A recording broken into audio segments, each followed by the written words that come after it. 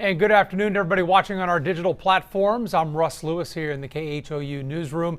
Here's some of the stories that we're looking at today. Dramatic moments out in New York City. I want to show you what was going on there. A helicopter crashed in Manhattan today and just a couple hours ago, and it was quite the wild scene there. This helicopter went down, made an emergency landing on top of a skyscraper in Manhattan. There was a fire. People inside that skyscraper say the whole thing shook when that chopper came down. We don't know exactly what the problem was. They had some bad weather in New York City. As you can see today, it's been raining there. The wind's been blowing. The pilot, unfortunately, of this chopper died. We don't know if anybody else was on board, but that chopper came down. And, you know, as you can imagine, anytime any kind of aircraft, you know, is crashing in the heart of Manhattan, that's going to freak out a lot of people.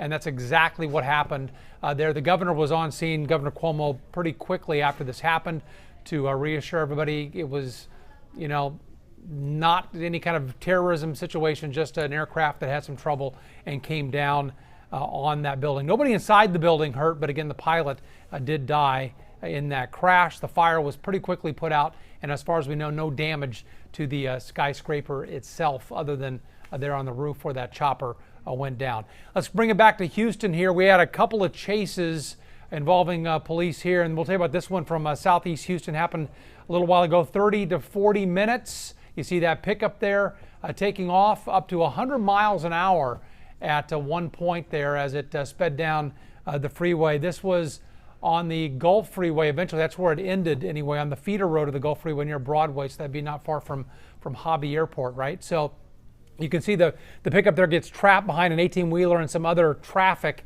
and that's when police were able to move in. The driver, a man, put his hands out the window eventually to show he had no weapon. There was a woman in the passenger seat. Both gave up peacefully, no problem there. We haven't confirmed yet exactly why police tried to pull them over or why they took off, if anything was found in that pickup truck. We're working on that this afternoon to bring you some more answers on that later today digitally and also on our newscast this afternoon and evening. But we do know this ended peacefully with a man and woman arrested there after a 30 to 40 minute chase right there. Nobody hurt. That's the good news there. And you can see the doors opening and the driver and passenger getting out there eventually once they got stuck behind some traffic. Another chase. This happened last night in the Spring area. This one a lot more frightening because there was a 4-year-old little girl in the car. So here's what happened. A woman goes to a convenience store, the mom did, leaves the vehicle running, gets out, runs into the convenience store. Police are saying that a 16-year-old rode up on a bike, got off the bike, hopped into the running vehicle and took off. This chase, and we don't have any video of it here, you see the car being towed here, but the chase, 120 miles an hour at one point there, again with a 4-year-old little girl in the car. She is okay. That's the good news. The 16-year-old driver was able to eventually elude police and get away. So what happened here is he loses the cops. A wrecker driver spots the vehicle after the chase has already ended. That 16-year-old, the driver's taken off of the stolen car. The 4-year-old's still in the vehicle. She's okay. So police now have the vehicle, they have the little girl, and then using surveillance video, they're able to track down their suspect later and place that teenager under arrest. So that was quite the situation there. The mom obviously made a huge mistake leaving that car running for somebody to be able to hop in and take off. But the good news is that 4-year-old little girl is okay.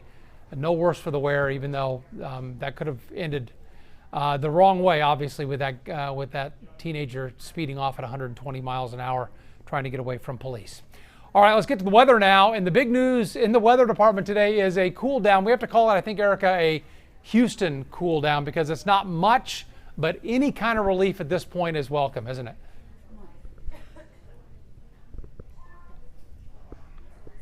Hey guys, happy Monday. Hopefully you guys are having a great Monday so far. After such a scorching weekend, officially tied a record yesterday afternoon, 97 degrees. So tying the record at about 6 degrees above average. So it was hot. Needless to say, I know a lot of us were trying to find a way to cool off. I hope you guys found a way to cool off. I got good news for you in the forecast for this week. We get a little relief from the heat. It's not going to be much, but I think when you combine the few degree temperatures, wise that will be cooler, and then the less humidity that will be in the atmosphere, it's going to feel quite nice. Believe it or not, we're actually already feeling a cool down after a weak front pushed through. That's dropping us about 10 degrees cooler than yesterday afternoon.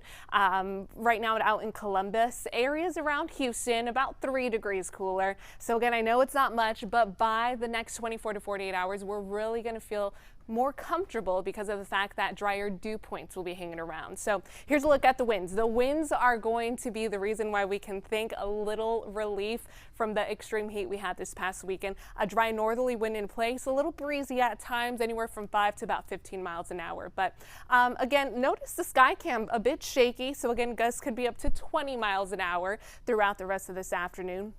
Want to show you your actual temperatures, near 90 for everyone. Factor in the dew points, which are still slightly on the higher side. We're still talking feel-like temperatures at triple digits out at Bush and Sugar Land, but not hot enough compared to where we were yesterday for any additional heat advisories to be issued. So here's what we're tracking for your weather headlines, okay? Believe it or not, guys, some areas tomorrow afternoon, highs only in the 80s. I know we can't believe it. We have a small rain chance. Most of the rain chances the next couple of days are just going to be along the coast. A spotty sea breeze shower possible. But other than that, we are going to stay mostly dry. We get a break from the rain, which is much needed out there. Check out your numbers. Here's what I'm talking about because of the drier northerly winds. Highs today, low 90s, even cooler tomorrow. Forecasting upper 80s on Tuesday. Tuesday, I think, is going to be the pick of the day of the week for us to be out and about, especially with the lower humidity out there. And then here's something to look forward to. By Wednesday morning, this low of 65, that's what you're going to wake up to on Wednesday morning. That is going to feel quite nice. On top of that, your evenings comfortable. I'm not going to say cold or cool. It's just going to be comfortable. You won't feel as oppressive out there because of the lack of the high humidity levels. So I'm talking barbecue weather for your evenings, the next few evenings.